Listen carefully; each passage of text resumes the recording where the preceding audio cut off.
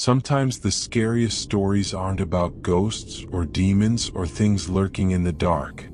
Sometimes it's just about the people who live next door. My mom once had a neighbor who was, well, let's call her eccentric.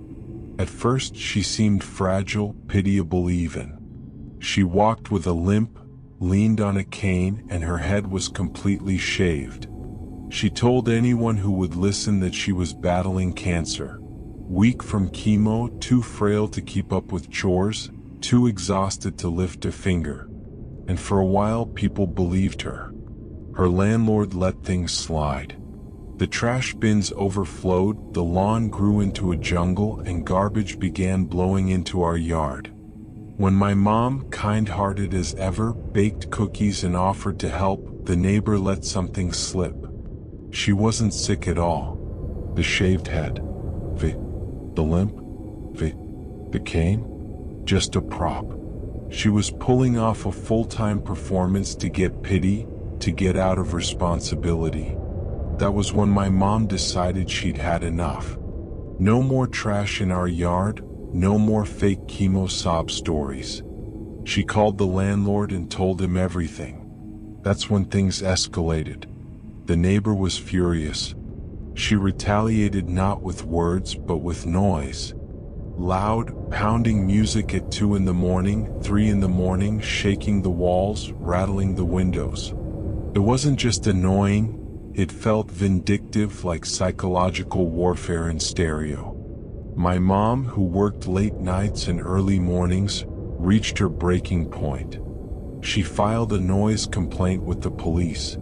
When the cops showed up, the neighbor didn't back down. Instead, she accused my mom, an elderly Asian woman barely 5 feet tall, of punching her in the chest. She wanted my mom arrested on the spot. But my mom had something the neighbor didn't: security cameras. The police reviewed the footage. No punch. Not even close. But they did see something else. Something far worse. In the middle of the night, around 2 a.m., the neighbor kicked her own 9-year-old daughter out of the house. The little girl was pounding on the locked door, sobbing, desperate to be let back inside. That's when my mom came outside, worried about the noise. She tried to bring the child into our home to give her somewhere safe to stay. And just as she did, the neighbor came running out and sprayed my mom with a garden hose. That was enough for the police. The neighbor was taken away that night. Her daughter was sent to live with her father. The so-called cancer-stricken victim was nothing but a manipulator, an abuser, and a liar. It wasn't ghosts that haunted that house. It wasn't demons. It was something worse. A person who weaponized pity, a neighbor who used lies and cruelty as her tools.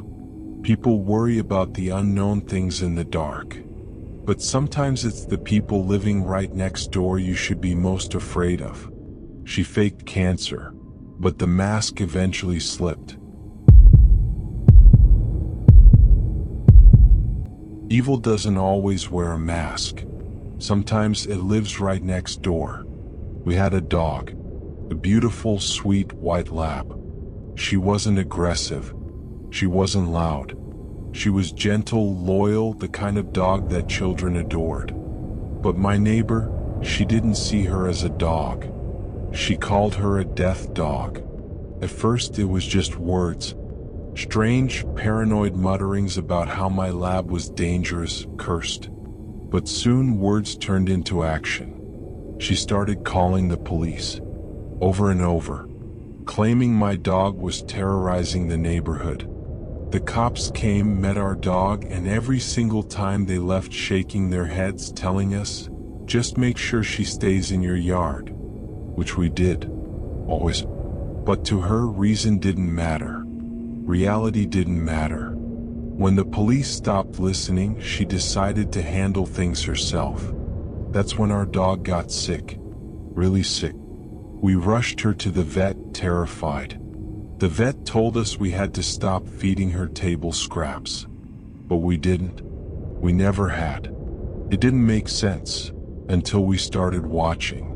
That's when we caught her, standing at her side of the fence, tossing food scraps, garbage, mop water, poison, into our yard, right where our lab would sniff, would eat. We confronted her and she denied it with a smile. But eventually we caught her on camera, clear as day, and we made sure she saw us filming. That night, her husband showed up, his face pale, his voice low. He begged us not to press charges, begged us not to call the cops. He promised us he'd stop her, that our dog would be safe. And for a while she left our dog alone. But she didn't stop. She just moved on. She climbed our fence and hacked at our hedges. She tore out the flowers we had planted, ripped saplings from the ground. It was personal, deliberate. Every cut, every act of destruction was her way of reminding us, I can still reach you. We went to her husband again and again. He apologized always, but his eyes told the truth. This was a battle he couldn't win. He couldn't control her. And then, everything changed.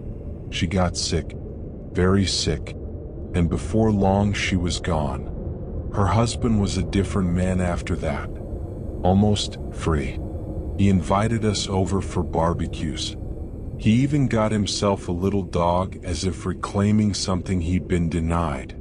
He grieved her, yes, but there was a relief in him too. A quiet release from the shadow he had been living under. And us, we were just grateful our dog survived. But here's the thing that still chills me. She looked at a harmless, gentle animal and saw death. Evil. Something to be destroyed. And once someone convinces themselves of that, there's nothing they won't do. I used to live in an apartment complex that looked normal enough from the outside. It wasn't luxury living by any means, but it was decent. Quiet, clean, and mostly filled with families or working folks just trying to get by. But there was one apartment, one neighbor, and that's where everything fell apart. The woman lived on the third floor directly above me. From the very beginning there was something off. The hallways reeked. Not just a little musty or stale. No, this was sharp, acrid, unmistakable. The smell of cat urine. It wasn't just in the hallway either. The stench would drift into my own apartment, seeping under the door and through the vents. Some days it was so strong that I swore a cat had pissed directly on my couch. I would light candles, spray Febreze, anything to try to mask it. Nothing worked. And then there were the encounters. Anytime I passed her in the hall, I had to hold my breath. She carried that smell on her like it was soaked into her skin, her clothes, her hair. She'd smile, sometimes even try to chat, but the stench was unbearable. I filed complaint after complaint with the leasing office. So did other tenants. For 2 years, nothing happened.